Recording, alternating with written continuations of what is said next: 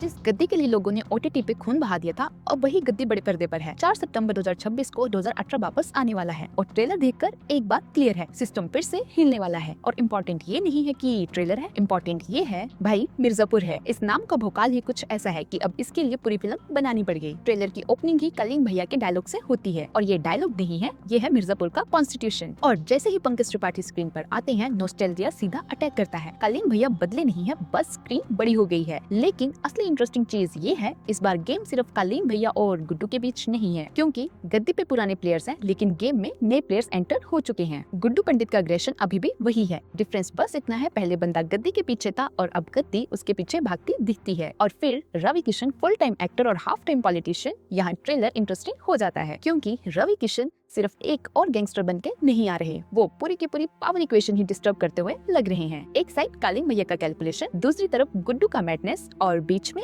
रवि किशन का रोकेओस। और जब रवि किशन और पंकज त्रिपाठी एक फ्रेम में आते हैं, समझ जाओ कि मीटिंग चाय पीने के लिए नहीं हुई है, यहाँ या तो डील होगी या फिर बॉडी काउंट। और हाँ, मुन्ना भैया भाई कैरेक्टर इतना गोटेड है कि बंदा फिजिकली स्क्रीन पर हो या नहीं, उसका भोकाल अभी भी जिंदा है। और वो डायलॉग तो याद होगा, अमर है हम। दिव्यांतों की प्रेजेंस प्योर मिर्जापुर नॉस्टैल्जिया का इंजेक्शन है। और ट्रेलर में सचिव जी जाने की जितेंद्र भी फुलेरा छोड़कर अब मिर्जापुर में एंट्री मार चुके हैं। मतलब क्लियरली समझ आ रहा है, गद्दी के आसपास भीड़ बढ़ गई है। लेकिन प्रॉब्लम एक ही है, मिर्जापुर में गद्दी कभी सेफ नहीं होती। आज जो किंग है, कल वही किसी का टारगेट हो सकता है। और वायलेंस, भाई मिर्जापुर ने वायलेंस को कंटेंट नहीं फैमिली ट्रेडिशन बना दिया है। गन्स हैं, ब्लड है, गालियां हैं और वही डार्क डर्टी एटमॉस्फेयर जिसके लिए मिर्जापुर जाना जाता है। ऊपर से बैकग्राउंड स्कोर ओटीटी वाली फील को थिएटर लेवल स्केल दे रहा है और यही ट्रेलर की सबसे बड़ी स्ट्रेंथ है। बात तो सही है। ये सिर्फ रिमेंबर मिर्जापुर टाइप नॉस्टैल्जिया बेट नहीं लग रहा, ट्रेलर जेन्युइनली एक बिगर गेम सेट कर रहा है। Old grudges, new contenders, power, revenge. OTT पे हमने मिर्जापुर देखा था, अब मिर्जापुर हमें थिएटर में देखने आ रहा है। और सबसे dangerous line, the gaddi still is not safe. Kaleem भैया वापस है, गुड्डू वापस है, मुन्ना का भोकाल अभी भी जिंदा है और रवि किशन गेम पलटने